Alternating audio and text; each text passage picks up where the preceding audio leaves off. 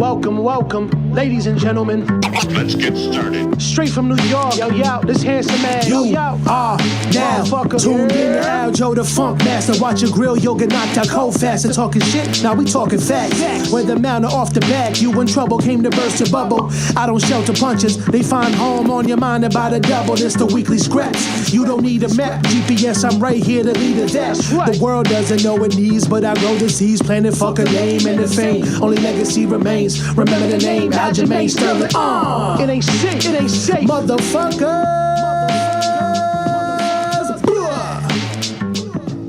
Alright, what's up, guys? Welcome back, baby. We out here, weekly scraps all day, every day. What's up, guys? I'm sure everybody knows there's a lot of breaking news out there, crashing the internet.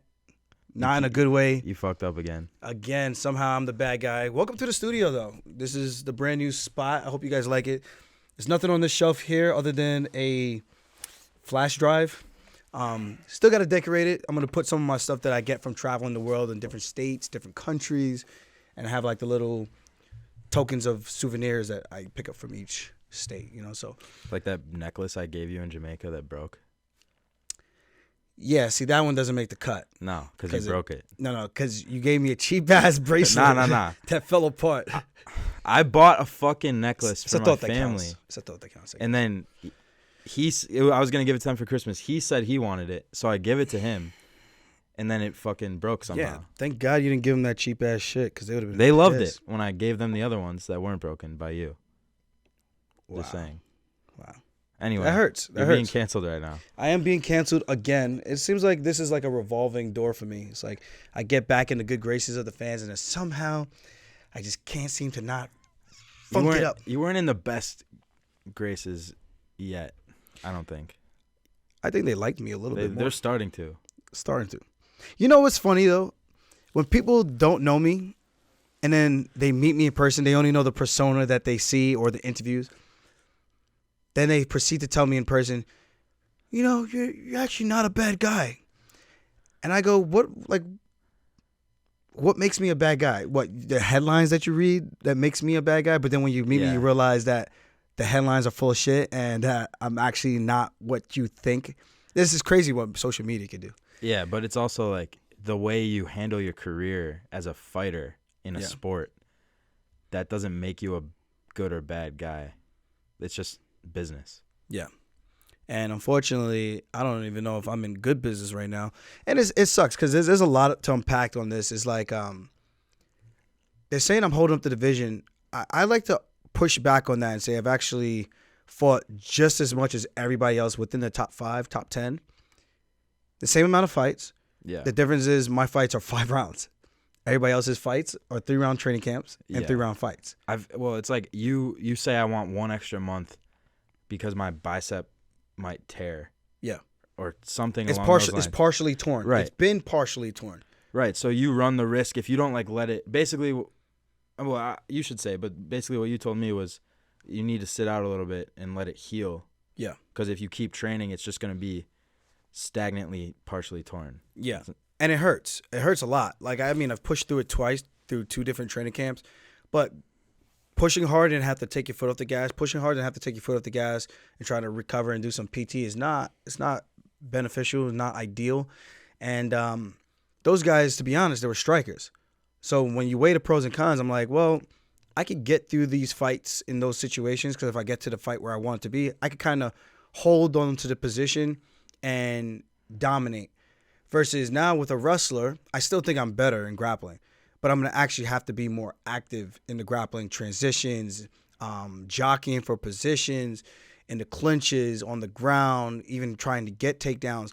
And that's where it hurts the most, jacking up underhooks, reaching, pronating the wrist. So even when I hit pads on impact, I feel it. Interesting. So people don't understand that. So it's easy to point the finger and go like, oh, you're an asshole and you're holding up the division. And I'm like, well, give me the argument of how am I holding up the division? All these guys are not tied to me. Yeah, right. They can. How many times have the UFC made an interim fight? When I wasn't ready because of my neck, they made an interim fight between 2 guys I already fought, Piotr and Corey Sandhagen. Right. And you're asking for another month. Yeah. That's not holding up anything. Yeah. Like, it's not like you're asking for 6 months. and then that kind of puts everything on pause. They got to do an interim title. If you fight in April, it's not that big of a deal. Yeah, and just to kind of paint the picture is like, after I fought Jan, that was in April 9th, and then they wanted me to have like a quick turnaround and fight like in, I think it was in July, which I was okay with doing, and then they pushed it back. And when I say they, I mean the UFC, they pushed it back. Somebody's going to need to fact check this for me, but they pushed it back. This was the conversation that we were having. So me knowing that I already had a partially torn bicep, going into the Jan fight, I win. Now I want time off to kind of chill, heal up. I'm not giving that time. Because now it's like, okay, you got another fight on the horizon. I'm like, well, I'm in kind of decent shape, so let me see what I can do. So I start training again. Then they say, okay, we're going to push this back to a different date. Okay, I think, I don't know if it was August, I think they pushed it to September. I was like, okay, well, I could take my foot off the gas for a bit. But now I'm in New York, so I'm not doing PT every day. When I'm in the PI, this is why I moved here, so that I can have access to that. So it might be partially my fault while in the summertime I didn't heal up all the way, but it's also not only solely on me because I tried to rush to get back. For TJ. For TJ. Yeah. For the fans. For TJ. And, of course, for myself because I was still in good shape. So I'm like. Yeah. So you were like your plan was to go from the April fight with Jan to a July fight against somebody else. Yeah. And then they said, nah. Fight TJ September 10th. And then they actually pushed it back to October 22nd. And then they pushed it to October to October. So just imagine what people don't see behind the scenes. And I don't want to shoot myself in the foot and start talking too much behind what happens behind closed doors. But just know this isn't solely on me. This is a collective decision. And, of course, it's my body. It's my body, my choice. So I can say no.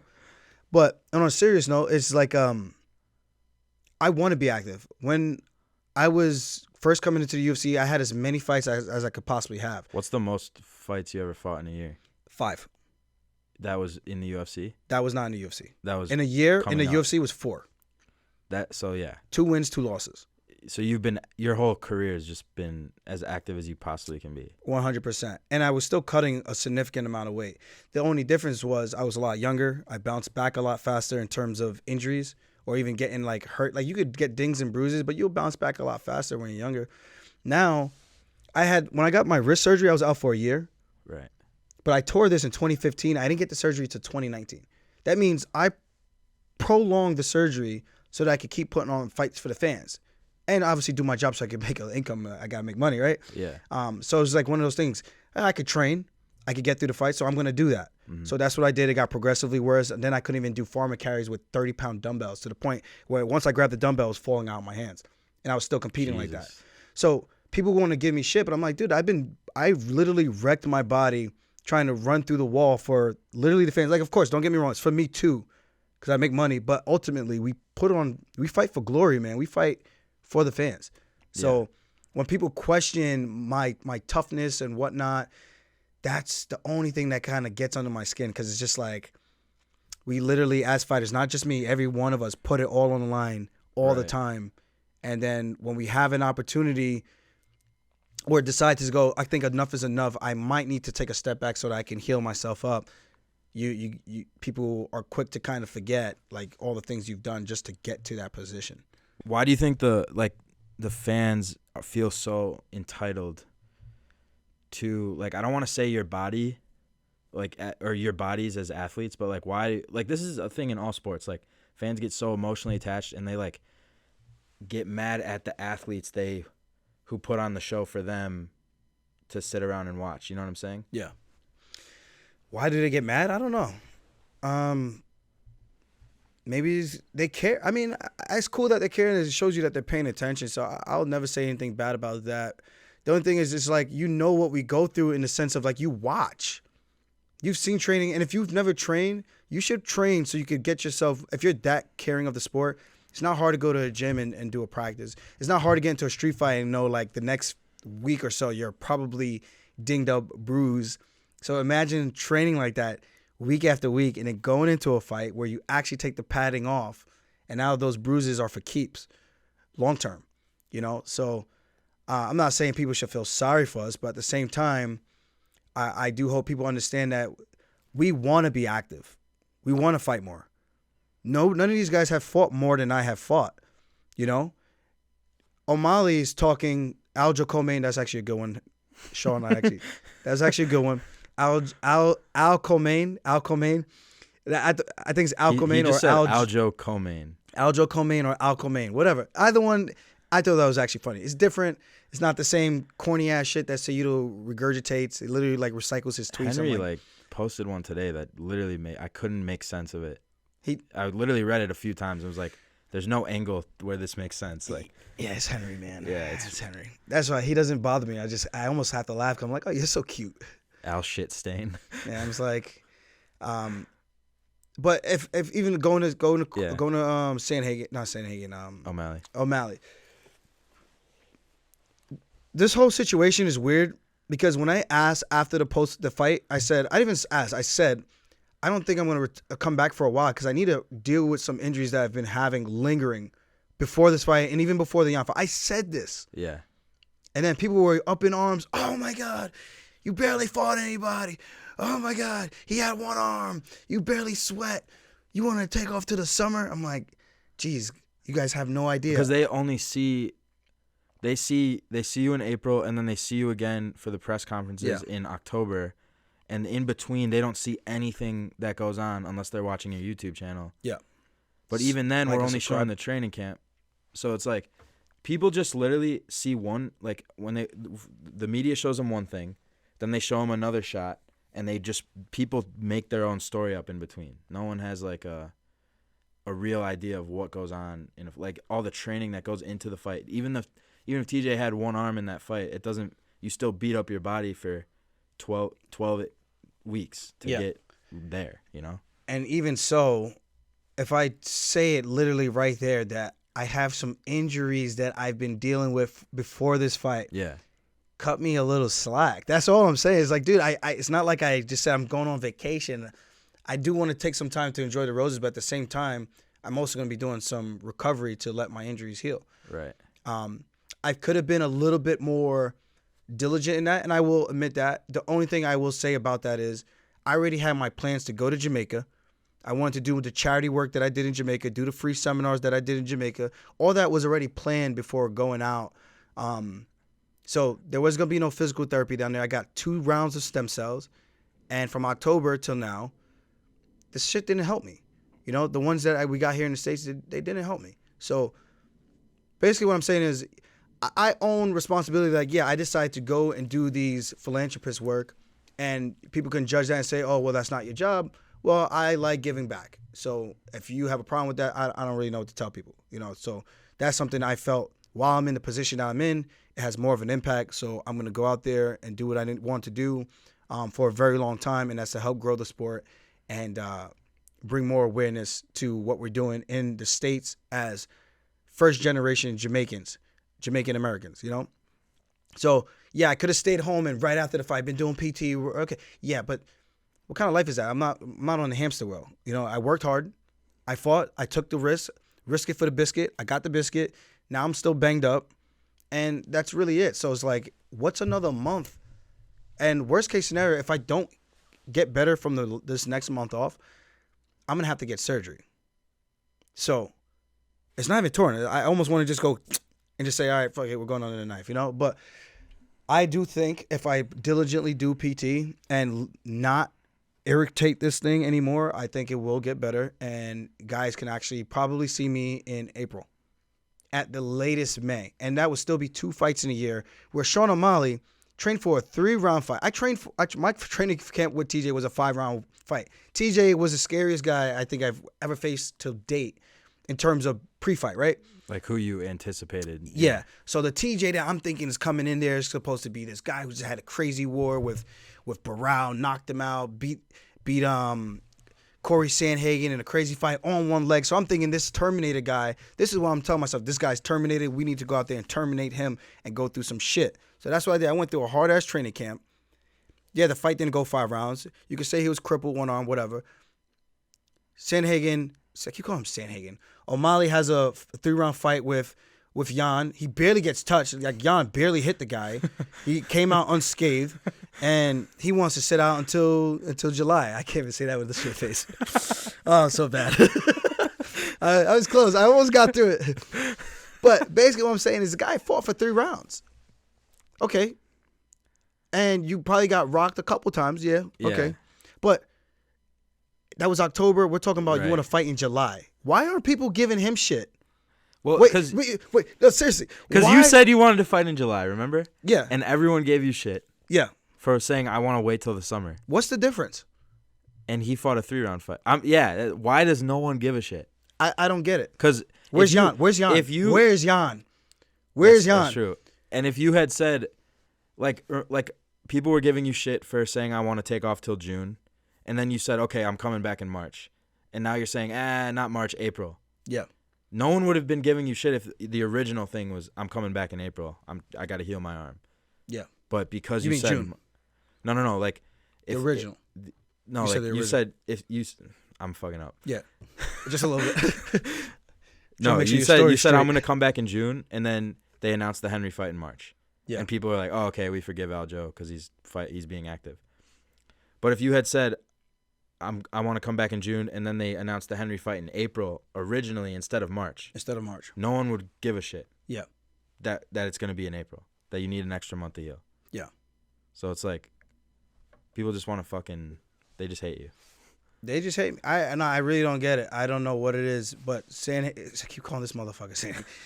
O'Malley gets to fight in July, and gets to sit on the sideline and do what? Eat Cheetos? Do we have the Cheetos? We do have Cheetos for Cheeto. Cheeto always talking shit, yo. I saw his ass at the PI too, and it's just like, I'm waiting for him to say something. He comes in to the PT room. I'm like, is he gonna talk shit? I'm waiting because I'm like, right. You portray yourself as this bad cojones kind of guy, like big balls, grande cojones, and you come in. I'm like, I don't get it. Like, you want to be friends?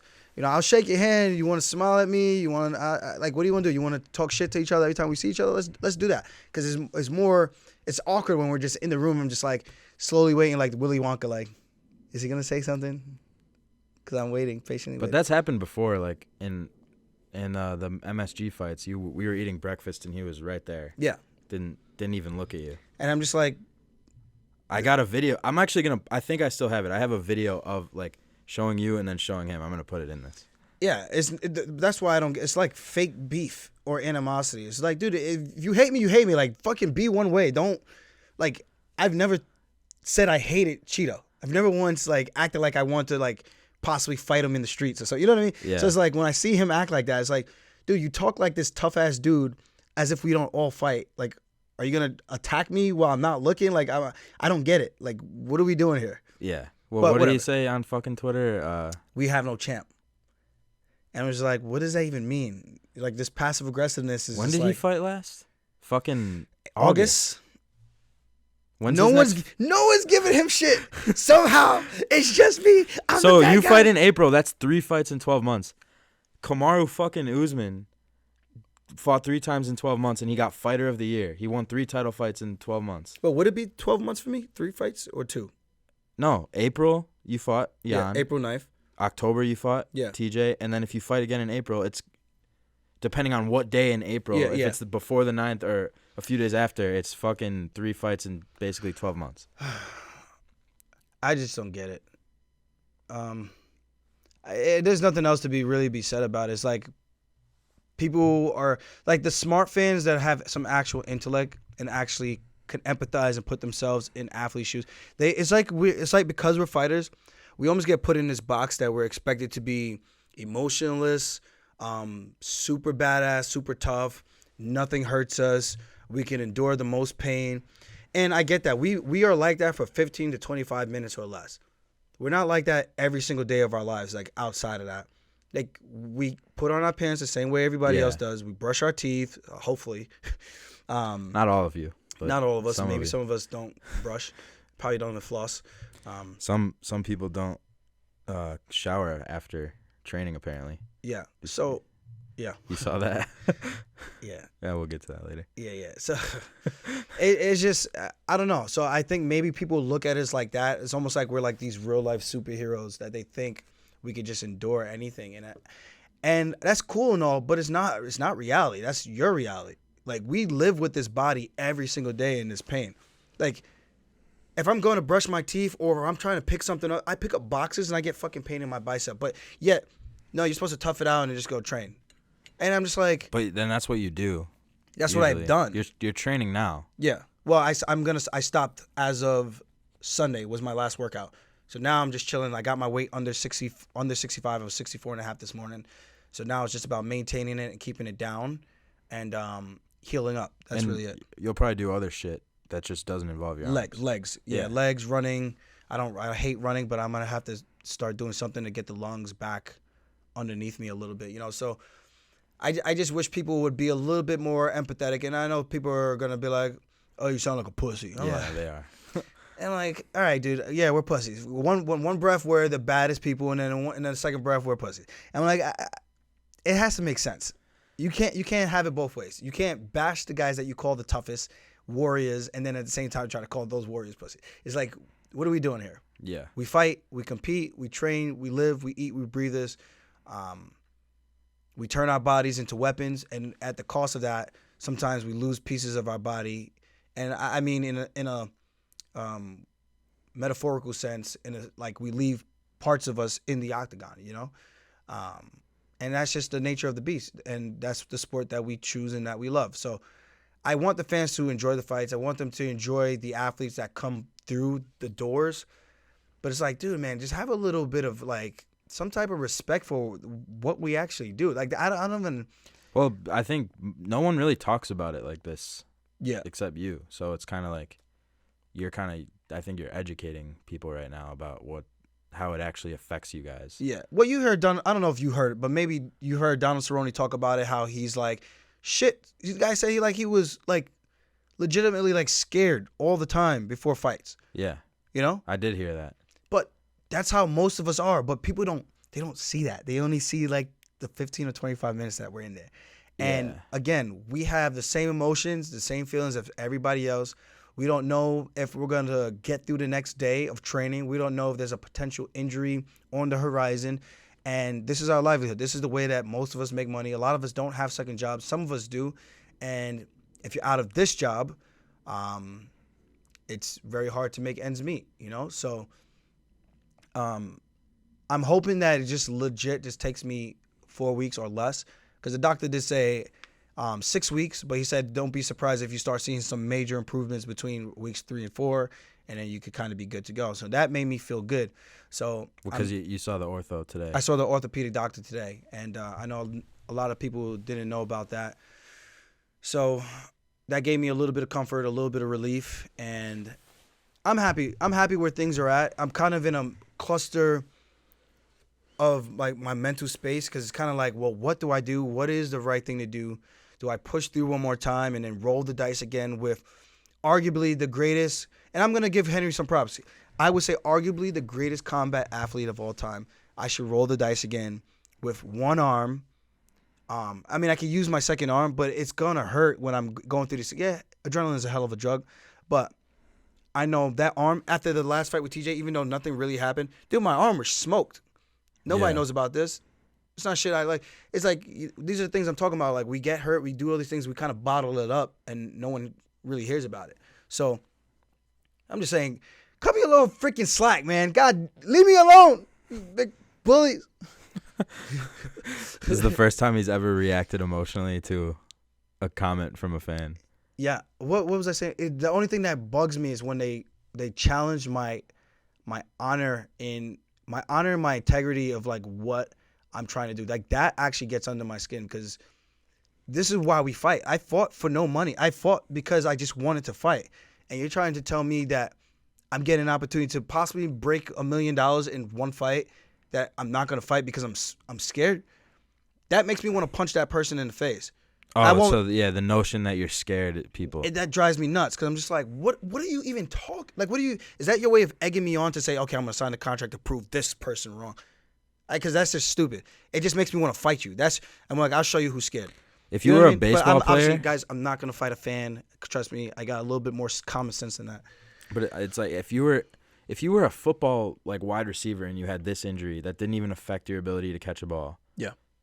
They wouldn't even let you play. Yeah. And I'd get paid. Yeah. But it's just like when I saw the fucking DeMar Hamlin, thank God he's okay, but yeah, when I saw him take that hit and then fall down, I'm like, yo, fighters fall down every card. Yeah. 48 times a year, there's at least a fighter on a card. There's at least one fighter on a card that fucking takes a hit without a helmet and falls to the ground and goes unconscious. That's like a fucking normal thing in your sport. It's a tough but no one has a national prayer fest on Twitter whenever, like, when Tony Ferguson gets head kicked by Michael Chandler or fucking Francis. That was nasty. Like, that one, like, I immediately thought of that one because he, like, lied still for, like, 13 seconds before he moved. Ferguson. Yeah. Yeah, that was a nasty-ass front kick. I was like, people in the fighter section were, like worried for that guy. But no one, like, puts up prayers or anything when the fighter gets knocked out. It's just, like. It's the nature of the beast. We kind of expect it to happen, which I'm saying, it's like, I get it, but it's just like, you can't challenge the fighter's ego to try to make yourself feel better and self-righteous. It's like, we are literally trying to entertain you. You don't think we want to compete? We want to compete because, one, we make money when we compete. You don't think I want to get back to fighting 4 times a year? I would love that. The money I'm getting paid now, bro. Yeah. I'm fucking trying to ride this shit out to the fucking bank all day long. I got my financial goals, I want to compete. Yeah. But if I'm going to put myself in a situation where it's like lifelong injuries that I'm going to have to live with for the rest of my life, my neck, my bicep, the hernia. I walk with a limp now ever since I got this hernia. Literally, like, it's like one of my legs is now shorter. It's the most freakiest thing when I walk. I didn't even know that. And then my shoulder, my labrum, washing my back hurts, trying to put my arm behind my back to wash this way. Once I do this, because when I pronate, so as I turn my wrist to go backwards, I feel pain. So, yeah, I'm making excuses because I don't want to fight a guy who's arguably the best combat athlete of all time, pound for pound in terms of weight. I still think I'm going to fuck him up, though. But I think I lessen my chances of winning that fight going in like this again, where, again, I fought those other 2 guys because the styles, they make fights. Yeah. If it was Sean O'Malley, where do I sign? I could take off a couple weeks here and there of grappling training and still know that I would smoke him. And if the fight hits the ground, I know I could smoke him. Yeah. You know what I mean? Styles make fights. Because I don't think he's going to put me in positions where I'm going to need to rely on those situations. But it is what it is. So to take another month to be, like, just more prepared, basically. Yeah. And in one breath, the fans, oh, outrage. Oh, my God, TJ, you disingenuous SOB. How can you do that to us? That was foul. I want my money back. You rigged the fights. You went in there compromised. No, you didn't have a chance. Right, yeah. But in the other breath, oh, you're being soft. You should go fight. Like, I'm just like, what's that Asian meme? Was it Jackie Chan? It was like, ooh, I don't know. That's how I feel when the guy's like holding his head. I'm like, you're making my head hurt with this nonsense. It's like, it has to make sense. You can't go back and forth. The same guys bashing TJ are the same ones saying, well, you should fight. Other fighters fight all the time injured. I'm like, a guy literally just did that and he got crucified. I saw comments, though, on Twitter that were like, at least he's not pulling a TJ. Yes, and that made me happy because, again, some fans are smart. Guys, I'm not bashing all fans because some of you guys actually have brains. The other ones who just seem to be irrational, emotional, and just have no understanding of what goes on. And you can't, like, they can't connect the dots. Yeah. It's just like you can't have it both ways. If we fight and we fight through the injury that's reasonable, I fought through 2 reasonable injuries with 2 reasonable opponents. But am I going to take that risk against a guy who now I will have to heavily rely on that situation and probably tear the whole thing in that fight? Yeah, it's not like you don't think you can beat Henry. It's that it's already half torn, and if you are using it as much as you think you will, it'll probably just snap. Snap, yeah. And that's what the doctor says. Yeah. So it's not like you're trying to avoid a lifelong fucking injury. Like, look at Matt Serra has the bicep up his arm. And this is my wrist from the surgery that I did on my wrist in 2019. Look at this shit. Remember, I tore it in 2015. I didn't get the surgery, and now look at the range of motion that I have with this. That's all I can do. I can't bend my wrist any more than this, but this one I can. So when I do grappling situations, some positions I lose because I can't manipulate my wrist. And this is all because I want to keep fighting for the fans. Because if I got it fixed earlier, before all the damage was done, my range of motion would have been a lot better. So it's like you kind of have to pick and choose. And I chose to compete. I paid for it now. So now I'm in a situation where I'm like, yo, I did enough. I don't want to take that chance again and probably make things worse long term and end up like this on the other side of my body. So if that's wrong and ill-advised for me, then I don't know what to tell people. Then I guess I'm selfish and whatever. Fuck 'em. Speaking of, but what we got? We got some fights to talk about, right? Yeah. Sean Strickland is now in for Kelvin Gastelum Kelvin Gastelum had to. He like lost a tooth, so he had to pull out. What we got? Yeah, got the lights, baby. Hey. Yeah, so I like this fight. Strickland, Imavov. Strickland's gonna be bigger. It's at 205 now. Yeah, but I don't think he's gonna be so much bigger to the point where, because Strickland is originally a welterweight. He had a bad car accident. He went up in weight. Fight to 85. I remember he fought Kamaru Usman at 170. Usman actually beat him. Wow. Yeah, this is years back. That's actually crazy. So now you see Strickland at 85 giving people the works. He's fighting Imavov. Yeah, I think he's now a little bit more filled out for 85. Not the biggest 85er. You look at him next to Pereira. Nah. You look at him next to Cannonier. It's just a significant size difference. Yeah. So I think he's going to have that advantage. Imavov moves a lot. That's going to be one of the more interesting points. And, of course, Strickland taking this on short notice, he's going to have to get busy early. He can't get kicked a million times like he did against Cannonier and then be upset. And I think Strickland has a great chance of winning this fight if he can stick that jab, mix in some kicks. He has a very nice, underrated, I think slept on front kick that people don't really talk about. Yeah, he does like this snapping teep, and he does like a snapping front kick where he's standing up upright. He'll walk in there, he'll just bang right up the middle. It's fucked up. I've seen it actually, and I don't think people talk about that enough. When you actually been hit with that, it's literally like someone walks past you in the office. They say, "Hey, how you doing?" Pop, and catches you like that off guard. That's how it feels. So. And what do you lose your breath? You lose your breath. It kind of makes you talk a bit. And it hurts. You could probably go down. I mean, I've fallen on my stomach and lost my breath. Is it? Yeah. Like, you know when you get the wind knocked out of you? Yeah. It's like that? Well, it depends on how hard you get hit. Okay, yeah. So I think if he utilizes that, he can make this not just that one attack, but I think if he mixes it up, his jab is going to be great.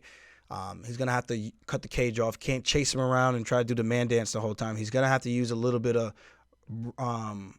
brains in this one, not just brawn. And I think Imavov is a pretty smart. They call him the Russian sniper for a reason. I know he lives in Paris, but I guess he's Russian that lives in Paris. He's got good striking, man. He looked so good against Joaquin Buckley until that third round. He got tired. But this was a 5-round fight. He's trained for a 5-round fight. Is Strickland ready for a 5-round fight? I know he's always sparring. So I know he's going to be in shape. This is a 5-round fight. Yeah, main event. Unless they made it agreed upon that it's going to be 3. But usually the UFC tries to keep it 5. I like this. I don't know which way I'm going with this one. I feel like the bigger man should win, but then again, conditioning could play a factor, and I don't know what type of shape Sean's in. Yeah, but Sean does spar like all the time, so yeah. But he's coming off 2 back-to-back losses. Yeah. Yo, kudos to him. That's balls, man. Because to risk another loss like that in another half camp, that puts you in a tough spot if you lose, man. It's like a fifth of a camp, really. Yeah. For a 5-round fight, it's like a week basically. That got announced yesterday while I was uploading the podcast. But he beats him. I mean, he steals a lot of thunder. But even if you don't, do you think they cut him slack if he loses? Because it's like he's Sean Strickland. He's pretty famous, and he took a risky fight, and they seem to like him. You know, people only remember the losses and the wins, bro. Yeah, the UFC might cut him some slack. But the UFC and give him another one. Yeah. But you can only lose so many before it's like, well, thanks for coming. You know what I mean? So yeah. I mean, they did kind of serve him up to Pereira. Yeah. Maybe they're not. Maybe they're like okay if he goes like 3 losses in a row. I don't know. Yeah, I don't know either. You never know what the UFC thinks, but man. He's crazy. Like, he'll do just shit like this, you know? Yeah. I remember I used to be that crazy. I would take a fight on a week's notice, 2 weeks' notice. And now here you are.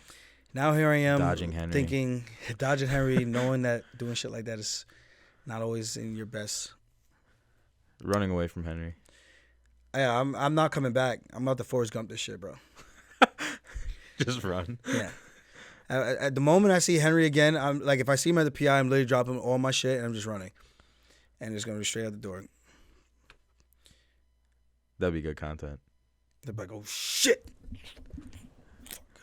We actually, if we have to do that now. It'd be hilarious. I really would like to slap him with a burrito, though. That would actually be the best. Yeah, wait, so he called you like a burrito eater? Or? No, he said, I need to put the Hennessy down. I'm like, why are you assuming I drink Hennessy? Is that a black people thing? That's what he's assuming. That's a stereotype. Like, okay, so that's a stereotype. That's a stereotype. So I will say didn't know there that. are a lot of black folks that do, at least in my neighborhood, that do like Hennessy for whatever reason. I don't know if I've ever had it. You know, the Henny's in your system. Ain't no telling what I love her, what I just That's what I be telling. I'm a pimp by blood. So it's a lot of like of a cultural hip hop thing. Like you see that amongst a lot of the hip hop culture. And it's not just black folks. It's like anyone who's involved with the hip hop culture, they like that brown water. I used to be like that. I'm not like that anymore. Like I drink bourbon, I drink tequila, I drink rum. So it doesn't even bother me that he says it. It's just I do feel like a lot of his jokes have been like all his jokes pretty much to this day have all been like racially charged. I'm like, dude, can you say anything funny that's not like a stereotype or racial like whatsoever? Yeah. And he can't. Is he making those jokes? Those ones that are bad, yeah, I think it's him. Like, I gotta find this one he did today because it was literally made no sense. Yeah, those ones I'm pretty sure it's him, and they're really bad. It's literally like, I want you to tell me if this makes sense to you because. Hold on, let me put this on the charger. Okay. You know who you talking to? He said. You look like a butt. You thought I was feeling you? You finished that one. Okay, so Sean said, "Is Aljamain fighting Henry or not? I'm confused. He said his bicep is torn. If that's the case, let me beat up Henry." Henry responds to that tweet Beat by his saying, ass, bro. Beat his fucking ass. I'll beat his ass after you're done. "That would be nice. Do an interim. Fuck it. Beat his ass. I'll beat his ass. And even if you do beat his ass, I'll beat his ass again for you. Just because he deserves an ass whooping. Whether it's from you or it's from me. Henry deserves an ass whooping because he's been on the sideline taking all that shit he's probably been taking, healing his body up. You think? 100%. He's out of the testing pool. Why would you not try to get your body back to 100%? So that's like the play now. Is just that's what it seems like. Retire, get out of the testing pool. And now nothing hurts on his body, but here I am dealing with injuries, and it's so convenient for you to jump in now. Yeah, but you have a physical genetic gift, so it's kind of even. Look at your body, bro. I'm fat right now. Yeah, but even you still have abs. I'm a little soft right now. I'm like not fat when anymore. other people are fat, they don't have. They have rolls. You have abs somehow. I have like one big pack. And you have long ass fucking limbs. I'll take you to Jamaica and we could find a whole bunch of me's running around. I did notice everyone's built like you in Jamaica. Yeah. It's literally crazy. And they ain't training. Everyone's like long as shit. Yeah. Fucking V-taper, abs, and like veins all over their arms. Like it's crazy. Anyway, tell me if this tweet makes sense. He said, "Sean, you like a pack of Skittles that had an abortion. Anytime, any place. 3 trophies." Like 3. No, I remember reading that. I'm like, Sean, what is that? Skittles that had an abortion. I think he just puts words together and thinks like, yeah, this is gonna be good. But like, what does that even fucking mean? Yeah, Skittles that had an abortion. I'm like trying to piece it together. We should have a video where it's just Henry's worst tweets. Oh, that would be so good. Like us reacting to Henry's worst tweets. Henry's greatest worst tweets ever. Like what the fuck? Yeah. Back to Strickland and and Imavov. It's gonna be a banger of a fight. Can't wait for that one. It's gonna be good. I'm gonna be in the building at the Apex, bro. I got 2 tickets. If you want one, let me know. Drop a request in the comments, baby. Drop a request. Jake's not gonna come. You guys can come. I should do that, right? Should take a fan to the fight. I'm working. That would be cool though. That would be. Give him some. You know what? Nah, be careful. Maybe you should plan this a little. It'd be cool to take a fan out. I should do like an NFT for like that. How would I do that? Like, how would I set up an NFT? Dude, the NFT game is fucked right now. Is it? Yeah. Honestly, I don't follow none of this shit. So, Logan Paul had he had some NFT shit, crypto thing that just got exposed for being a total scam. And so now, and like Bitcoin's way down. All these NFT projects are like worth nothing now. It's like that whole thing was bogus. Like they said crypto was going to be like the next big thing. Yeah. And it's like not at all. AI is the next big thing, but crypto's. But what about NFTs still what it offers you in the sense of like you can offer fans something like an experience. But you can like do that without an NFT. So it's like, well, the NFT they would actually have to pay for. No, you can do that. You can just sell tickets to something. And no, but then I have to do that with everybody. The NFT is like a winner. Or you do a raffle. I could do a raffle. Like you don't need, see what I'm saying? The NFT actually doesn't do anything that you can't do without it. It seems like. Yeah, but you can make money from it. Right, but you can make money like we just did this, the raffle. Yeah. You don't need the NFT doesn't. Oh, you're saying the person who buys the NFT can make money if they sell it. That too, or as the creator. So say if I did something or you did something, people would pay you to do something with you. Right. As an exclusivity thing, separate from like doing a raffle that you could do. But with the raffle, people don't pay for the raffle unless you charge for the raffle. No, you do like a bid. Or you do to a see bid. how much someone will pay. That's what I was thinking of. That's different. Yeah. But the NFT, I feel like at least with the NFT, you could kind of do like a group thing so that it's not like a scam. So you're not just charging everybody and then people don't get shit. Like, that's fucked up. But that's what people do. Like, if you buy this NFT, you have access to events or you like might be able to meet me. That's what a lot of people did with the NFTs. Okay, I see. So it's completely foul. unregulated. That's pretty foul. Yeah, and like the whole crypto NFT world is just like did you hear about FTX? That whole thing? I heard of it. I don't know about like whatever they're dealing with. It was basically like a bank. I might be fucking this up, but it was basically like a bank that was like owned by these like nerds on an island, and like shout out crypto.com. They don't pay me shit. Yeah. I got the pants. Anyway, FTX basically was like had like $30 billion. It was valued at $30 billion, and then they fucked the money up, and now like Dennis had money in it, and he lost it because anyone who had money in crypto in FTX, like using their app, to store their crypto, it was just gone. It was gone. It's all everything. Where'd it go? It was like devalued. It would be like if the dollar lost all its value. Yeah. Then your bank account just had no value. But somebody collects it. Like they had it, but the value of it went to zero. So the value of the Bitcoin or whatever they had. Yeah, but what's the value what's the value of it based on? This isn't exactly. But that's what I'm saying. So that means somebody had to have almost like gone in there and changed the value to zero. I think I can't explain this well, but Me either. Some other company fucking crypto motherfucker. Yeah, it's stupid. Like what the fuck is the point of crypto? If you really think I had this argument with someone. You can sell drugs, bro. That's a real thing. Trying to sell drugs to the kids? I'm not. That's what sounds like you trying to sell drugs. Jake trying to sell drugs to say nah. You would tweet some shit like that. Jake selling drugs to the kids, y'all. Hide your kids. Hide your wives. Something gets fucked up on the podcast. Aljo goes straight to Twitter and he's like, "Yo, my bad. Jake did this." Yeah, I love Twitter, bro. It's such a toxic place. We know you love Twitter. People are like, "You should get off your phone." I'm like, "Screw you, bro." I deleted Twitter because all I got was your fucking every thought, every fucking minute. And I'm like, yo, I fucking live with this guy. I don't need this. I don't need everything that's in his mind. I could just go ask him. Oh, God. That was great. Like, you ruined Twitter for me. It's all, I can pull it up right now. It's all you.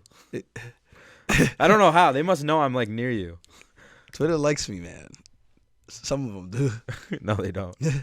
Even the ones that hate me, I tell them thank you and I tell them I love you. YouTube loves you. Twitter hates you. YouTube is a better safe place. Like you have 40,000 fans on YouTube. On Twitter, you have like 170,000 haters. It's so weird. And literally, if you want to hate on somebody, you go to Twitter. If you had to pay to hate, I want to know how much money I can make from this, bro. I mean, you make pay-per-view. Oh, speaking of, Dillon Danis was mad at me. Sent me a DM. Bro. Oh, can we post the DM? I mean, I don't know if that's some bitch shit if I do that, but it's not really. Is it? I don't know. I don't know. I'm not part of this world. He was. He was mad at me. I guess this is before we even posted the clip. I didn't even post the clip. He sent it to me last night. Somehow he must have seen the podcast. But you know those MMA sites? Those they do all those but cutouts. Did they pick that shit up yet? They had to because we released it yesterday. Right, but I didn't see any clips about that podcast till today. Unless he listens to my podcast, I don't think Dillon Danis is listening to my podcast. It is the best MMA podcast. It is the best, but I don't think he's listening to the best. Especially he should since be listening I joined to the best. and really helped out. Especially since I'm on the host. I'm just saying, there's been a huge uptick since I came in onto this team, but whatever. Aljo won't ever say that. He did give me a raise though. A little bump up. A little bump. But yeah, the fact that he was even mad, I was like, oh wow, this guy listens to the show. But I just had to kill him with kindness because I'm like, dude, I'm not hating on you. I don't think anything I said was foul play. You just said you want to see him actually fight. I want to see him compete. I'm like, dude, you're actually good when you grapple. I don't think you're a great striker. I don't think I'm the greatest striker. I think I'm creative and I get the fight to where I want it to be. I would like to see him go out there and strangle somebody or snap a limb. And I think he's fully capable of still doing that and competing with some of the best guys in the world. Maybe not like the top 10 or top 15 UFC fighters, but there's some guys on the roster I do think he could beat. And with that being said, he just looks like he's not taking life in the competition realm too seriously, and he's just having a blast with just trolling people. But, like, how does that... Because you have all this hype. You could make money with it in a fight, but you don't fight. So what is the end goal, you know? Yeah. That's the part that's beyond me. I'm just like, what are we actually doing again? Are we gonna compete or are we just talking about it? I mean, that's how I feel. I always thought if he came back, he should have came back to Bellator, because then he probably could win an MMA fight.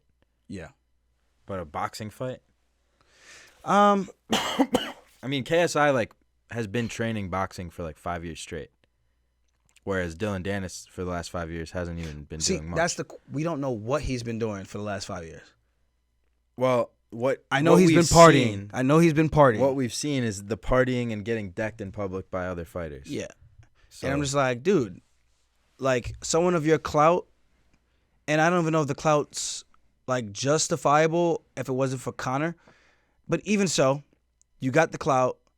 What are you doing with it? How do you turn that and convert that into dollar signs for you and your brand? That's all I'm saying. It's like, dude, you're still very talented. I want to see you compete. Yeah. I like jiu-jitsu. I will watch him compete. If he's going to grapple, I'm going to watch. If he's going to fight, I'm going to watch. I'm a fan of the sport in general. Yeah. I just don't know what the hell he's doing these days. But the fact that he sent me a DM, I was like, oh, I hope he subscribed. I hope he didn't unsubscribe me. Damn, that'd be foul. Don't unsubscribe me, Dillon. Maybe we want him back. Yeah. With this one. I know he saw the clip, and I think he liked the clip because he retweeted it on Twitter. So I don't know if he's being passive aggressive. I don't know. He did retweet it. I didn't get much views after that though on the Twitter. The Twitter for me business account, it shows how many views the clip gets. I don't know if that's for everybody. But he didn't really push the numbers the way I thought he was going to push the numbers. Which is interesting because the content of his DM to you. Yeah, it was about numbers. Yeah. It's like, all right. Can I just say what he said? Hey, you can do whatever you want. All right, I don't have a gun to your head. I'll say it because the people want to know. Do they? That Dillon Danis said to you that he can get this. He gets more views than you when he wipes his ass. Then I would in any title fight. Something like that. Interesting. And I was like, you probably might. I mean, not in a title fight. He probably might. People might actually tune in more to watch him wipe his ass. I don't know. I'm not even being facetious. I'm like, it is Dillon Danis. And it's he gets clicks. If he did wipe his ass on video and then just post it, that would probably get hella views. Yeah, it's just like that. I hope Dillon Danis makes a video of him wiping his ass. That would get more views than... That would be a record-breaking pay-per-view. Yeah. That would surpass Conor Khabib. Yeah. Dillon does some serious numbers, so it'd be nice. And see, I want to know if he wipes back to front or front to back. All right, we got to stop this shit. Guys. I thought it was over, and then he says that. This is my sense of humor, guys. It's it can be a little dark sometimes. I gotta clip this. Oh man, fuck. Oh damn, we got some. What are the fights, bro? I don't know. We got Umar. Actually, let's talk Wait, about. Umar's fighting? Yeah, but we're gonna get to Umar. We're gonna get to Umar. Yo, they say he's the guy who could actually beat you. You know what pisses me off? Don't breeze him off, bro. He's actually good. We'll talk about Umar in a second. Let's talk about my guy Danny Ige back in action, taking on Damon Jackson. That's gonna be a hell of a fight. He trains here, right? Yeah. Oh, Ige. Yeah. In Vegas. Yeah. Yeah. He actually works with Ali. I think he's like a co-manager too. So, I don't even know what that means. But he like helps him out, from what I understand. Interesting. Yeah. Cool. At least from what I know or have heard in the past. But this is a good fight. You know, Danny, obviously a little bit of a rough. The last one was a little rough with Mosar. Took some time off. That guy's a beast. No one gave him shit. I just want to put that out there. Yo, you gotta stop being so fucking bitter, bro. I'm super bitter, bro. Yeah, it's like ruining your life. I need some like bitter juice. Cause maybe if I drink some bitter juice, I'll stop being rum. bitter. That's pretty bitter right here. So that was a tough fight. Mosar's a beast. He came up short, whatever. So I think this is a great opportunity for him to get back in the win column. I think it's a very, very winnable fight. Damon Jackson is very good, especially if he gets the back. He's dangerous. He has some solid ground and pound, and he has some really good submissions. I think his name is The Leech, because he gets on your back and he's stuck there for a while. You know, so I think Ige's got to be smart, but I know Damon's been knocked out before, and I think this is an opportunity for Danny to get back in a very big way. He just has to make sure his approach is super on point, make sure he's dialed in. I saw him today. He looks like he's in phenomenal shape, looked lean, ripped, ready to go. Steps on the scale in 4 days. What's his grappling like? 3 days, actually. Today's Tuesday. I don't really. Ige's a black belt. But obviously there are tiers of black belts. If I'm comparing him to Damon Jackson, if they were just to straight up grapple, I don't know who wins that. I know Damon's better when he gets on the back, at least from what I've seen. So, but you think Danny Ige has like the... He's a wrestler grappler, so he's got a good base when he gets on top. So wrestling to jiu-jitsu, he's good. Yes, he's strong. What about Damon Jackson? Damon's like good jiu-jitsu, like overall well-rounded jiu-jitsu, and if he gets to the back, that's where I feel he's the most dangerous. But he doesn't have the same wrestling. Not the same wrestling. So it's almost like his jiu-jitsu is a little better, but Dan Ige is the more well-rounded grappler. This would be as equivalent as it could get on a lower tier of grappling. It's you and Henry. Me and Henry. Yeah. And that's not saying it in a disrespectful way. I just think because Henry's an Olympic champion. Ige's not an Olympic champion. Right. You know, but then you have the grapplers who it's just like a notch below kind of thing in terms of we're going to make that analogy. So I think it's a very interesting fight. I think Ige is going to have to use his feints. And I think if he rips the body, I think he could put Damon down and maybe come over the top with something big. I like the body shots. Yeah. I think you guys should use those more. Yeah. In my outsider opinion. With the body shots, the thing that I get nervous about is when you do go to the body. Obviously, you got to set it up. You got to start up top, get them to cover, and then you go to the body. Yes, basic one-on-one fundamentals. I think anyone with a brain who has ever struck, they understand this. But with the small gloves, even when you do go in, there's opportunities for hello. There's a lot of close encounters that you could get hit with in transition. But the payoff could be worth it. It could be a one-shot kill. Put him down. Well, so we got the Oculus, you know, that the headset thing, and they have a boxing game. And it's like you're boxing somebody. And I really, the body shots were really good. So you're Floyd Mayweather now. Yeah. You're basically telling me you're Floyd. I mean, I learned a lot about striking in this game, and I realized, wow, people in MMA don't use body shots enough, and I just wanted to tell you. What did this teach you about body shots? They're lethal. Okay, but what about the Oculus game? Because I used the body shots, yeah, and I won a lot with that. Like I beat the game with by making my main thing like jabs to the body. Okay, and then like the hooks to the liver. Okay. And I was like, yeah, this confirms my theory that you guys should use the body shots more. I'm just talking shit, but okay. I wasn't sure if you like legitimately believe like this game made you like have like this euphoric moment in your life where you're like, No, I did think like maybe I have a chance with Aljo. If you go to the body. Body shots are fucked up. Like if I got hit to the body right now, it's not good. I'm a little soft in the No, abdomen region. just like I think there's gonna be a lot of fighters that come from this boxing game on the Oculus, you know? Yeah. Because it's real. It's like real life. It's not really. Yeah. I just didn't know how to kind of burst that bubble. Because I was like, I don't know if he's like serious. Okay, I'm like, Jay. how do I like slowly let this guy down? I gotta work on my sarcasm then, because I was trying to slowly let you down. I just wasn't sure if you were serious or not. Damn. Because I was like, I don't want to let him down all at once, you know. But I did it every day when I was in Chicago, and I think I'm lethal now. I believe you. I think you should get in there and fight Floyd. I think you are like you're like a Klitschko. Not Floyd. I would just like to call out any videographer. You should fight Dillon Danis. Any videographer. I would do that. That'd be kind of funny. I think Dillon Danis might actually wreck you, though, to be honest. In boxing? I don't know. I mean, I've never done any. Yeah, so that's why it's funny. You probably would. But I would do it like. Yo, Lee, can you leave Dillon alone, bro? Says you. Can you leave Dillon alone? This guy's a bully. You're the one who said fucking Dillon Danis. What are you doing, bro? Yeah, what is he doing? I think everybody has the same questions. But anyway, yeah. I got Danny again. Based on the way you describe the styles. I think Danny gets on top, but I do feel like sometimes Danny falls in love with the striking.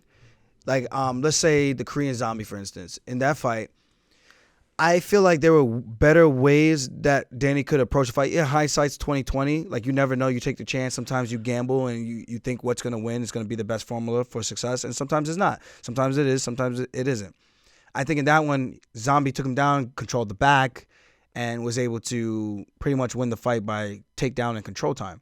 Where I felt if Danny was more assertive with his grappling, I feel like when wrestlers transition to MMA, you see a lot of them that get away from the grappling. They tend to want to be strikers more.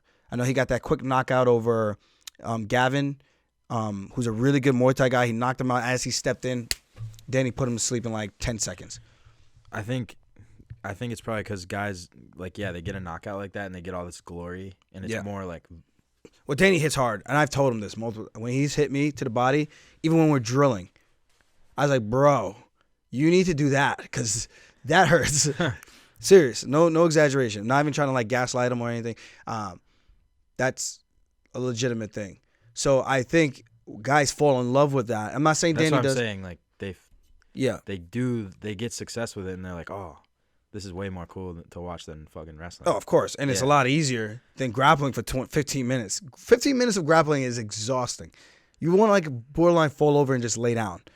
Yeah, no, like when we wrestled in Dubai on the beach. You almost feel like your heart's pumping through your chest. I was like, I need to do that to lose weight. Yeah. Because that's like harder than anything I've ever done in my life. Exactly. That's why I tell people the fastest way for me to lose weight is grappling. I always grapple to lose weight really quickly. There's probably no better workout. Yeah. Full body. But going back to what I'm saying, I just think with Danny, even in that Zombie fight, I felt like if his approach was more like striking to get into the takedown entries, I think that fight probably goes there. Probably. I'm not saying I'm right. I just think when I look at it and I see his skill set, what I've seen with him training, I feel like that would have been like my thing that I would have told him to kind of stick with, his bread and butter. And now fighting Damian Jackson, I think they might look at him as they can knock him out, which they can. But I think it has to be more methodical, and I don't think he can go out there headhunting because if he misses and gives Damian a chance to tie him up, Damian can make the fight more complicated than it needs to be. And that's always exciting for the fans because the fans get a bigger show. But we don't get paid more to put on a better show. We get paid to go home, do our jobs, put these guys away, and you don't need to make it a back and forth affair. And I honestly think this is why people hate me, because they have yet to see me get into a really crazy fight where they're like, Aljo's a dog. Or he's a tough SOB. Right, not on the big stage now. Yeah. Like all the new people haven't seen that. Yeah. When I fought Pedro, I was going to say, I got a lot of respect from that fight because people were like, holy shit, I did not know you could strike like that. I'm like, yeah, that's when I told that's right before I got the wrist surgery because it got to the point of no return. They were talking about me fighting Frankie Yeager. And I'm like, this is 2019. I'm like, dude, fighting like that is cool, but that shit hurts, dude. I was like, yo, this is this is a tough way to make your money. To imagine, and I was on the more offensive side in that. So I think fans kind of get pissed off because they don't see me go through those type of fights, that they might look at that as maybe that's why they're not fully behind me, because I haven't shown them that I could really bleed. And I don't know if that's good or bad. Yeah, well, you haven't been in like a barn burner in just a long time. They call my fights boring. I'm like, so when I strangle a guy really quick, that's boring? I'm like, I get it. You want to see a fight. All of it comes from the Jan stuff. That too. But that's where like the real like negativity towards you comes. But I think they want to see a fight. Yeah. Still. Yeah. Because I'm not going to lie. Even when I watch grapplers grapple, there's something inside of me that's still like, yeah, but I want to see what happens if you could punch him in the face. You know what I mean? Yeah. So maybe that's really what it is. People just want to see me get into that type of matchup. And maybe, again, I don't think Danny needs to get into a shootout. I think he could wait till the time is right. But I think if he uses his feints, uses his footwork, and uses some of the setups that they use over at X3 with Eric, I think this should be I think Ige can show his brilliance and show that he is still one of the top dogs in that division. That's what I think. Yeah. But if he gets overzealous for striking and trying to headhunt, I can see how a guy like Damien, who's slippery, he's tough, can stay in the fight. When he fought Taporia, that was bad. I hope I'm not misspeaking. I know there was somebody that knocked him out. I think it was Taporia as well. I just think he needs to make sure he doesn't give him an opportunity to slip something in and get in on his legs and get to the back, because then that can make the fight more difficult than it needs to be. Shit. That's the fight game, man. It's a game of inches, man. Sometimes the guy who's supposed to win doesn't always win. It's about who shows up on fight night. Yeah, and that's Fuck. Now we could talk about Umar. So Umar Nurmagomedov's fighting this weekend? He's fighting Raoni Barcelos. Really How did I not hear about this? Yeah, because none of these guys talk shit. But I feel like the Nurmagomedovs, like, they don't have to talk shit. They just get like the clout. Well, they're getting the clout from the Russian fan base, that side of the world. Right. Wait, speaking of which, you saw Khabib's like leaving combat sports for good? Man, I don't know if I believe that shit. No? I'm hearing rumors that he's supposed to be coaching. Who? Khabib. So I don't know if I'm buying it.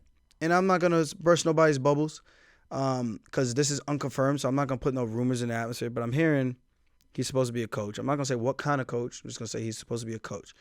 So I don't know if I'm buying it. I'm calling. Wait, hold on.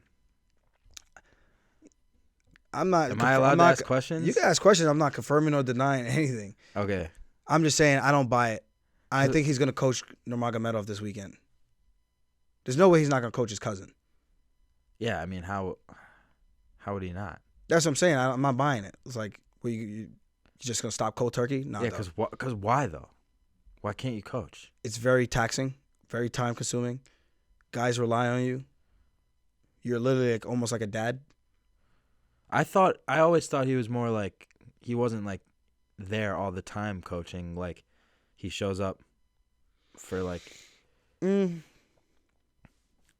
like I know coaches that do, like, they're not always just there putting their time into you, but they're like there on fight night.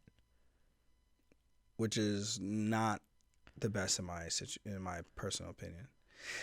But, I'm not going to speak on that. I think if you're going to be a coach, it's a hard job, and it's very time-consuming. It takes time away from friends, families, and you commit your time to athletes that have a dream and that have a goal. That's why I always even say to Ray, like, I don't hit pads with him all the time, but I always, like, I get it. Like, I could put myself outside of him. Like, the guy's got a family. He's got a gym to run. Probably now, like, on my way up, I would never really bother him to hold pads for me unless he wanted to say, let's hit this week, Other than that, I'm not going to insert myself. Like, I'm a big enough boy where I know how to get the work done. I know how to put together my workouts. I know what I need to work on. So whenever we did work out together, it was fun. It was cool. Get some bonding time.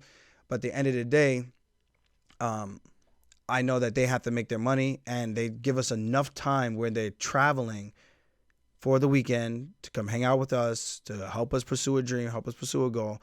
And they have to run the classes, run the gyms. Like, it's a lot that goes into it. And I'm not selfish to the point where I'm like, no, you have to do this. You got to be here. Otherwise, you're not my coach kind of thing. Like, I get it. I'm an adult. I can make it work still and still have you as my coach. Yeah. And I think a lot of people don't really do that too well.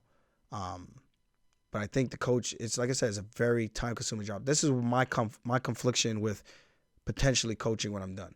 Because I'm just like, I kind of want to just chill. And if I coach people, I only want to coach people I like. And then, because it's a full-time endeavor to do it properly. And if I coach you, I don't want to be running everything. I want to work with you for specific things. So maybe you come out, you do like 2 weeks with me and we game plan or something.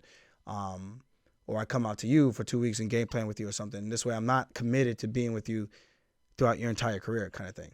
Yeah.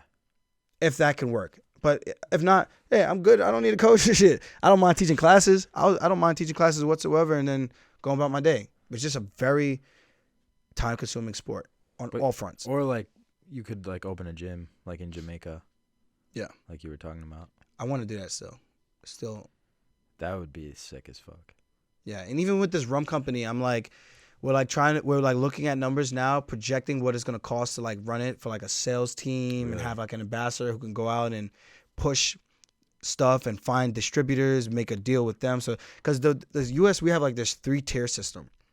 We can't sell alcohol as the creators directly to the stores. We have to sell it to like the distributor, then the distributor sells it to the store. There's like so many people who need to get like oiled on the way out. It's such a way in. It's like, isn't it like the most highly regulated industry in America? Something like that.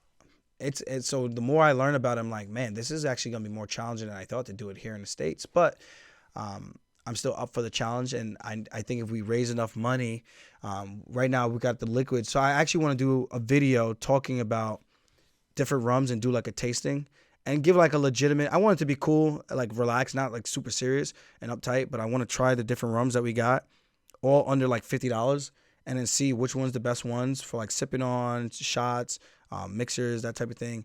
I think it's gonna be fun. I'm gonna be blasted after, but I gotta make sure I taste them all before I hit that point of no return.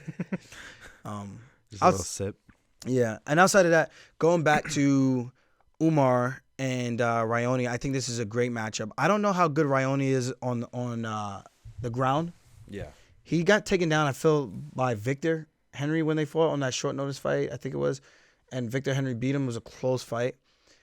I don't know. I remember he bursted on the scene. He knocked somebody out. Nasty knockout. This one's kind of got me a little, like, scratching my head. I mean, I still think Umar's timing, his grappling, is very, very good. So I think he's going to be able to get Barcelos down. If not, he's going to get him tired and eventually wear him down and keep taking him down.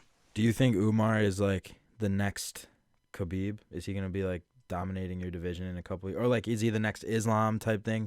Do you think he's that good, or is he maybe a level below? It's not as clear that he's going to be the next guy. Because I think a lot of people think, like, I could totally see if you beat Henry and Sean, like that's going to be the guy that they think is going to beat you. Yeah. Just because of the grappling. But then what about Ricky Simon? He's got a good grappling too, and that guy hits hard. People don't talk about, like, some of these guys, like, these are the guys I pay attention to that I know are dangerous.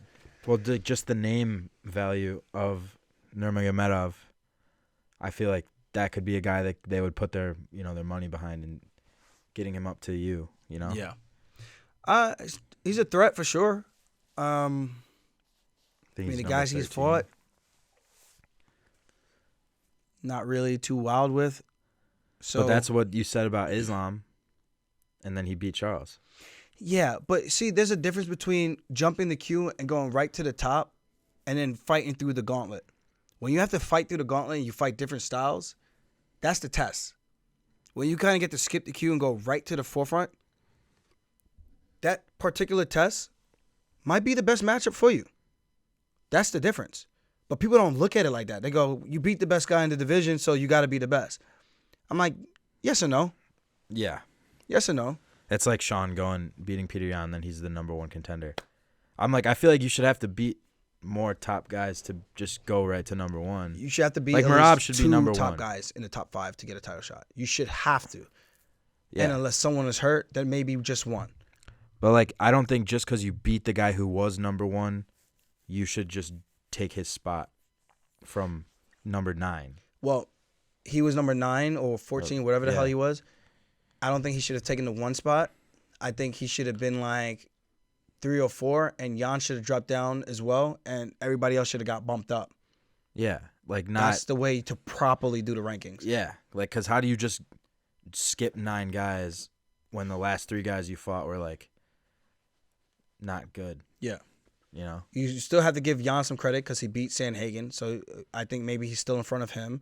And it was like Jose Aldo retired, but then when you see O'Malley, it's like, who did he beat? Where, like, I think those guys should go down and the other guys should get bumped up. But it's all subjective, man. And it is honestly, weird. It doesn't really even matter because the people who control that thing is just like, they go by who's the most popular guy. I feel like sometimes it's really little to no credibility. It's like when Islam beat Thiago Moises, he skyrocketed in the rankings, and I'm like, I don't understand what is going on.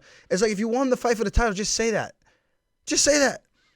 What's the point of having the rankings if someone could just skyrocket through the rankings like that? Yeah, because you don't beat the number 14 guy and go to number 5. That's beyond silly. And right. I'm not saying Umar doesn't deserve that. Not Umar. Makhachev. Makhachev is good, but I just don't think it's fair for someone to skip the queue. Even Conor had to kind of fight his way. He knocked out Chad Mendes. He knocked out Dennis Seaver. So he beat Max Holloway. He beat good guys along the way. Mm-hmm. Favorable matchups. Kept him away from Frankie. Gave him Chad Mendes on short notice. But he beat top guys on his way in increments.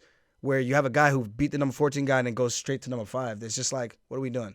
That's the only thing that annoys me about that. Oh, yeah, I know. You're talking about Islam. Versus Moises, and then he pretty much gets to fight, who did he beat after that? He beat Dan Hooker, and then he got a title shot, I think, right? He was supposed to fight Beneil. Yeah, and then he fought Bobby Green. And then he fought Bobby Green and got a title shot. Yeah. So I'm just like, and then again, it's not Islam's fault. Guys, it's not Islam's fault that these guys are taking these short notice fights with him and then Beneil Dariush pulled out. He has no control over that. The same way I don't have any control over Jan hitting me in the head with a knee and TJ coming to the fight with one arm. It's the fight game. But what I'm saying is it should be fair across the board that you should have to fight through the gauntlet, but sometimes the UFC is going to do what's better for the company, and from a business standpoint, I get it. But from an athletic standpoint, I can see how some people are salty. It's not my division. I don't give a shit. But I can see how people would be pissed. But it did work. Like, he did win the title, so I guess that's the argument, but it's still in the sense of it comes back merit. To what you said is like he won against a guy who might have been a good matchup for him. It's not like he had to work his way and beat all the guys. And I'm not saying Islam wouldn't beat these guys anyway. Right. Oh my God, I know I'm gonna get crucified. Oh, you disrespect Islam. How am I disrespecting? How is it my disrespecting him? I'm just laying out the facts. This is 100% factual. Everybody else has to fight through the gauntlet. This is why people get pissed. This is why Beneil's like, he doesn't want to get skipped over, but he knows he doesn't talk shit. He's gonna get skipped over. Yeah. So, I mean, yeah, you gotta like make it easy for the UFC. What I think about Pumi actually just called me. What I think about Umar, so I said Pumi's name. When I think about Umar, I think he's very, very talented. I think they could do the same treatment to him. He could jump the queue really quick, just like anybody, just like Islam was able to do. Conor McGregor kind of did, but he still kind of fought his way up. I think they could do that. And then the UFC's in the business of making money. Like, the ranking shit is just to show people. Like, that's really all it is. I think it's just to be manipulated. Yeah. Like, to jump Sean up. Yeah. Is a complete manipulation of how it should work. Yes. And that's not just about Sean. It's just about anyone they do that with. Yeah. So I think Umar's in a great spot. He beats Raoni, who was ranked at a time.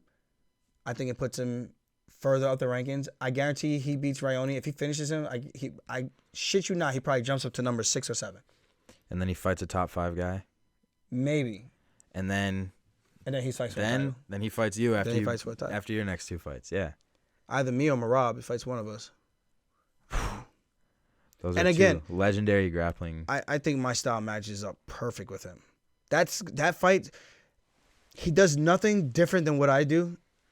Like, literally nothing different. Mm-hmm. It's gonna be such an identical chess match. I wouldn't be surprised if it came down to the striking on the feet. It would actually be. I hope that matchup happens one day because it will be like, while you're in your prime still, like. I'm 33. The kid's like 24 years old. I know. That's what I'm hoping happens like next year. I'm like for the title, because that would be sick. If you fucking. It would be a massive fight. Yeah. Just the grappling pedigree of both of you, like. Yeah, because regardless of people like me or not, you can't deny skills. Like, people can say whatever they want to say about me, but I think my grappling IQ speaks for itself. It's basically like you and Islam are the top, just pure, like, all-around grapplers in the UFC. In terms of well-rounded grappling, I think so. Like wrestling to jiu-jitsu. And we both know how to cage wrestle really well. I think that's what a lot of people lack. I think Umar does a very good job with that as well. Oh, Merab too. Yeah. Merab is very good on the cage as well. And imposing his will. He makes guys wilt. And that's what I was saying on the last episode. Is like, I'm going to take you down and I'm going to drown you. You're not getting up. That's it. And Merab will take you down and he'll make you wilt. Like, it's like he's playing with his food. Yeah. It's like, come back. Okay, back to the floor. I've seen this guy take people down in sparring and just get up and walk away and just jumps around, waits for you to get up, and he goes back again, throws a big ass shot, boom, boom, and takes you back down, throws you on the ground, like almost hits a double leg, and chucks you on the ground, just gets back up again, and then he's just ready to go. And I'm just like, it's like funny. It's funny because I'm like, now you guys know what I deal with. Now you know the stress that I have to deal with. I have to be on point every time we spar, every single time. Yeah. But he it's like fun for him to just fuck with people. Yeah. Like, I saw a guy hit him too hard in sparring. Oh, shit. Hopefully it's still recording. Otherwise, that would be tragic. Oh. You saw somebody hit him too hard, and I know that means Merab saw red. So, yeah, like some guy hit Merab too hard. This was right before the Aldo fight. Yeah. And then Merab just, like, I was like, okay, fuck you. And then just beat he didn't, like, hurt the guy, but he just, like, basically smothered the guy, took him down a bunch of times, hit him, like, made him feel it, feel his wrath, and then fucking, it was like, and I was like, damn, Merab. And he was like, yeah, bro, he hit me too hard. I had to teach him a lesson. Yeah. But in his Georgian accent. He's relentless, man. Guy's fucking, he's, like, just purebred, just fucking savage. Fucking, he just loves to fucking wake up at like 11 a.m. Merab is the type of guy who pisses excellence. He wakes up, he just pisses excellence. That's just what he does. He wakes up, fucking goes to the gym, does whatever, goes back to the gym, comes home, and just loves his life, where he's just training and kicking ass. I'm a little envious of that because I used to be able to do that. And now, these days, man, my body just be falling apart. I might miss a potato head. So if anybody's got some duct tape and could just tape me back up, man, I think I'll be as good as new. Yeah. That's the key, is duct tape. Duct tape, man. Fuck the surgery. Fuck the PT. I'm just going to duct tape everything, bro. I might duct tape my nuts. I don't know. I should do that. Duct tape them into the cup. This way no one... I basically did duct tape my nuts back together. Yeah. You guys know why they call me Taekwondo guy. Yeah. It's a rough story. One day I'll tell that. So, did we really even talk about Umar? I mean, the kid's good. Just to finish. Can he beat you? Can he beat me? Like today? If he were to fight me today, it'd be a bad decision. For him? For him. In a year? I think in a year, his fight IQ break it can down go up. stylistically. You know what I'm saying? I don't want to give away too much of. I just know how to handle grapplers like that. It was cool going to San Diego and grappling with Dom's grappler that he predominantly goes with. Also a 35er. Oh, wow. And Dom was saying how good that guy was. And we had some really competitive roles. And it just reasserts my confidence of where I'm at grappling-wise. And I don't think it comes down to I'm better. I just think sometimes the decision-making, I get sometimes I feel like I edge people out just a little bit in the decision-making department while we're in the exchanges, and that's what helps me. It's not like I'm doing stuff different that these guys can't do or don't know.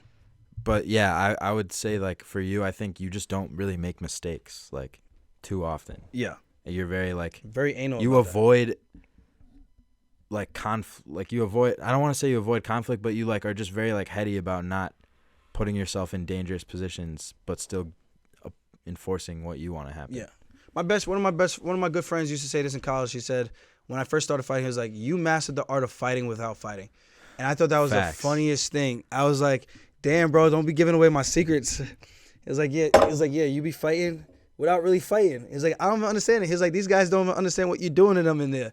And I couldn't help but laugh because I thought it was the funniest thing. I was like, I'm really scumming these guys and having them thinking like, yeah, we about to scrap. And then as they think we're scrapping, it turns into a full-on wrestling match and they literally can't do shit. And I'm just like, you just been big brothered. The battery's about to die. Is that the battery or the memory? That's battery. Oh. We good? Was there anything else we were going to talk about on that card? I mean, Javid is fighting too. I think that's a big fight for the bantamweight division. He's fighting this Mateus kid who I think is part of Charles Oliveira's camp. That should be a really good fight. Oh, wow. Javid's really good. Striking is on point. I appreciate that he stepped up and I don't want to say backed me, but kind of said what I've been feeling. Like the fans are just running out of things to hate on me about. It's like, which one was this? Because Cheeto said that stupid shit about the weight bully thing. Yeah. And he was like, that doesn't even make any sense. He was like, he makes the weight. I was like, yeah, exactly. Fight night, bro, I'm 150, sometimes 152 pounds. Some of these guys probably weigh more than I do. And they're saying I'm a weight bully. Yeah. I'm lighter than you on fight day. It's like, bro, if you make the weight, it's not cheating. Exactly. Because you can make the weight. You've never had a problem making the weight. And I'm lighter. Yeah. It's like, I'm lighter than you. So who's the weight bully? you think, like, fight night, you're lighter than TJ? Probably. I know TJ I think he had posted before, he was like 154 pounds before in one of his Garbrandt fights or something like that. And Garbrandt had said he was like 142 and a half, which didn't even make any sense. I'm like, dude, how are you that tiny? Yeah, that's like you don't feel put anything back on. So that's kind of where I'm at. I'm like, this weight bully thing. But yeah, I appreciated that from Javid and saying that because it's true. It's like people are running out of things to use as an excuse. They're like, they can't beat me in any other thing. So it's like, oh, let's call him a weight bully now. I almost feel like Cheeto's kind of projecting. I think he's scared, bro. That's what it feels like. I'm like, dude, what are you so worried about? Fucking Sean said, I want Alja to go up to 145 so I can fight Cheeto for the belt.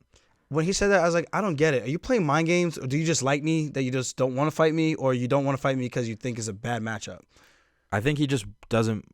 I think he wants to win the title, and he doesn't want to fight you. Yeah. I think he probably knows that's a tough way to win the title because it's going to be a tough fight. For him. And I like Sean. Don't get me wrong. I like the I mean, the little bloke. Peter Yan took him down pretty easily, and you took Peter Yan down pretty easily. Oh my goodness. I mean, they're gonna say 2 for 44 or whatever the fuck it was. Yeah. I'm like, I got literally But 3 takedowns in that fight. Whatever. yeah, I think you said 4 once. 4. Maybe I have to go back and watch it again. I don't know if there was anybody else that we wanted to talk about. I know Raquel Pennington. She's back. She's fighting. There were some other notable names on there. I don't have the card in front of me. I just know it's a pretty. Oh, Puna. He's fighting Kopylov, another Russian dude. That should be a very good fight. He's right before Danige. Okay. That should be a good fight. They actually went to high school together and they wrestled at Wartburg with each other. And now they're fighting each other? And now they're fighting with each other. Like they both fight now. Ige and Puna. Oh. They're both Hawaiian. Oh, that's sick. Yeah. So it's cool seeing like their younger pictures from back in the day that they had posted. I think yesterday or 2 days ago, and hopefully Puna goes out there and gets it done. I think it's a big opportunity for him because this Kopylov guy is supposed to be really, really good. I can't remember his last fight. I think he won if I'm not mistaken, but it's a great opportunity for the Hawaiian boys for sure. Put on for Hawaii. Hawaii. When are we taking the weekly scraps to Hawaii? Shit. That seems like a good next step. I won't say after Jamaica. No. You can pay for the whole thing. It's interesting. Again. Very, very interesting. Yeah, it's good for me, you know.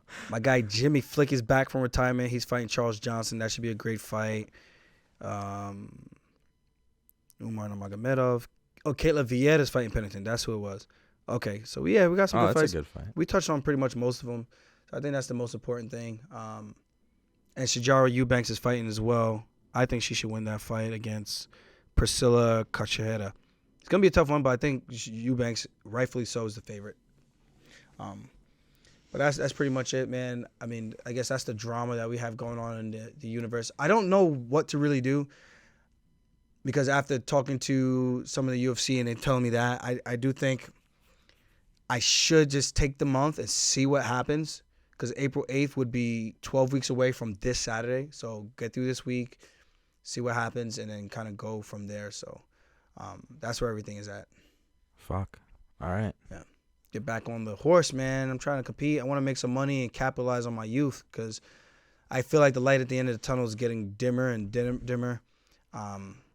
In the sense of, like, I'm getting old, man. So, of course, my body's falling apart. I'm starting to turn into Mr. Potato Head, like the guys I make fun of. But Father Time is undefeated, and eventually it catches up to everybody. So maybe you should retire, get out of the testing pool. I should do what Henry did, right? Yeah. Come back and just get an immediate title shot. I mean, Imagine I don't think that's what I did right Well, now. they don't like Henry, and they gave him an immediate title shot. Yeah.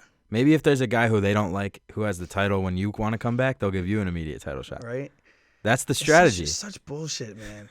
and I'm not mad at it. It's just kind of annoying, because now, like, he's fresh and I'm not fresh. This is the cool thing, like, about your position, is you get to just be like, I'm the guy who fucks up the UFC's plans. They have plans for certain guys, and I ruin them. That's your fucking thing. Yeah. They want Henry to beat you. You're going to ruin those plans. They want Sean to not fight you. You're going to ruin those plans. And they want Sean to be champ. You're going to ruin those plans. Yeah. Then they're going to line up Umar. You're going to ruin those plans. Complete speculation. The UFC wants me to lose to Henry so that Henry can lose to Sean O'Malley and give O'Malley the best chance of becoming a champion. And then O'Malley gets ragdolled by Umar Nurmagomedov or Merab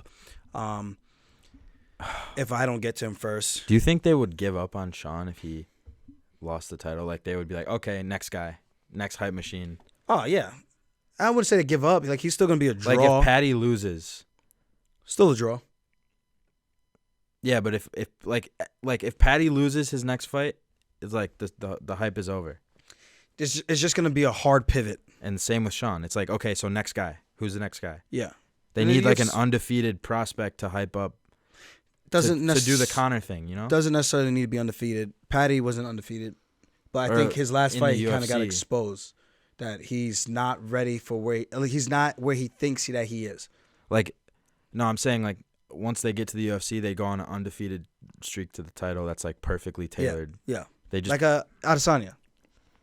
Or a Pereira. But even Adesanya fought hard guys. Yeah. Before he fought for the title. Yeah. That's why it was cool. And I respect it. These other guys they're doing now, it just isn't as. It's like we all know what's going on. Like, it's in broad daylight what they're doing. Yeah. It's a fight game, though, man. It is what it is. You can only do with you can only play with the cards that are dealt to you, and then from there, it's how you play your hand. And I'm just hoping I'm doing the right thing, not only by me financially, but my health for post-fight career, and glory, man. At the end of the day, I fight for people. I want people to cheer for me or boo me. I don't give a shit. I want people to pay attention. That's what I care about. So it's not about, God damn it. But the audio's gone, so finish your thought. It's not about like being scared or anything like that. I will compete against anybody that you want me to compete with. But I'm going to do it, and I want to make sure that my body is as good a shape as it could possibly be so that I could give the best performance I could possibly give. No Denzel Washington, literally going out there, laying it on the line, 8 to 12 weeks of a training camp, and hopefully it all comes together on that one night so I could go out in a blaze of glory and showing what I'm made of, skill set, what I've been working on. Those are the most emotional minutes of anyone's life when you're an athlete. Nothing in the world matters more than those few minutes when you're in the octagon. And that's what drives me nuts, because people don't understand how passionate, one, I am. And I don't speak for myself. I speak for all fighters that are super passionate when we get in there. It's like the most emotionally driven thing that the world will never understand unless you've been in there. Then you can relate. I mean, I did get that feeling from the Oculus boxing. I'm saying you got none of that feeling in that Oculus boxing. No, like when I won and I did this to a fake animated crowd, I put my hands up in victory. Maybe you did. I felt like you. You might have felt something. I'm not discrediting. TJ, you might have felt something. No, I felt like I know for a fact that I felt just like how you did. You might have. Which is On sad. On a if lower I did, scale, that's pretty sad. On a lower scale. But there's something super primitive about that athletes just want to feel, not even athletes, fighters just want to feel that acknowledgement of that they laid it on the line and was it good enough for them to win or not. And that's what we do it for. Whether we lose or win, we get to know, was the time that we put in worth it? And for me, that's what I do it for. So when people disrespect that, it absolutely drives me like to the point where I can attack somebody. I would have to like legitimately like restrain myself because that's like it's like what would someone say to you that would trigger that feeling? That's the only thing. Like that you don't want to do it. That I wouldn't fight, like actually fight them right then and there? No, like I'm saying what would someone say to you that would make you feel like attacking them? I was just say that. Yeah. It's like that we're faking, or that like when people was calling me a fake I'm like, the fact that I did all this work and you assholes think I'm out here pretending, like you think that my brain is even in a right mindset to put together an Academy Award performance to act that out. I'm like, you guys have no idea how deep that cut, to the point where I like even now, like I said it, like I'm so cold to some of the fans, and it's like they probably see me like, oh, he's always having a good time. He's probably really nice in person. Yeah, I'm nice to people, but I'm not nice to people I don't know. And I'm definitely not nice to people anymore ever since that first Jan fight, because I realized that people don't give a shit about you. And they don't give a hell about your livelihood. And when you look at it like that, it makes you grow a little bit cold and a little bit sour to people, because at the end of the day, they turn their back on you, and the stuff that you thought you were doing for them, even though you're doing it for yourself partially, it's like a double-edged sword. It just feels like a slap in the face. Yeah, you're the fans, but at the same time, I don't know if you're the fan that was behind that troll account talking shit to me. Now you see me in person and you want to act like we're friends or act like everything's cool. There's such a fake world and society that we live in. It drives me nuts. But again, just to not even go on a crazy rant, I fight for glory. And even with Merab and that one kid, that he had a gut check, and he tried to say that Aldo threw the fight and he wasn't really trying. I feel Merab on that 100%. And if I was there, we probably would have tag team whooped this kid's ass. You know what I mean? Oh yeah. You know, so yeah. So I mean, I feel like we should tell that story. No, because then I don't want to incriminate Merab. But anyway, yeah, man. Yeah, if you think a fighter is not like giving their all to this game, it's just like, what are you even talking about? It's like that's how you make a fighter hate you. Because it's like the ultimate. It's like you worked so hard. I don't even know if there's another analogy for it. Or imagine it's like you tried so hard in a relationship, or to be a good parent, and then everything that you did, and there's receipts for it, and the kid just goes, "You never did anything for me. You're a piece of shit." Oh my God, I can imagine how hard that, like how deep that cuts. As a parent, bro, just that's the only way I could try to make that emotion somewhat relatable to people. Like, I give my life to this, and you have the audacity to write that to me, to say that to my face. Dude, I could fucking kill you right now. I'm not gonna kill you, guys. This is just, anything that's said or heard on here, disclaimer that, it's not real for security purposes and liability purposes. But dude, I mean, they can't see because the camera turned off, but I'm seeing like the passion in your eyes as you speak about this. I can legit fucking go off and just see red. But if I know you're trying to get a rise out of me, but if I think you would legitimately feel that, and you're like that would grind my gears, that would get me going, bro. That would get me going easily. It would get any fighter going. Yeah. And on that note, Chula's calling me right now on FaceTime. So we're going to wrap this up. Thank you guys for always tuning in. Good episode. And if you like this shit, subscribe to this shit, baby. Or spinning back fish. Also, subscribe to the Weekly Scraps channel. Subscribe to the on Weekly YouTube, Scraps. Link in description. Becca, say hi. Hi. Hey. All right, we out. Just on time. Just some time. How long was that? You gotta change your timer clock. You got it on like minutes or seconds.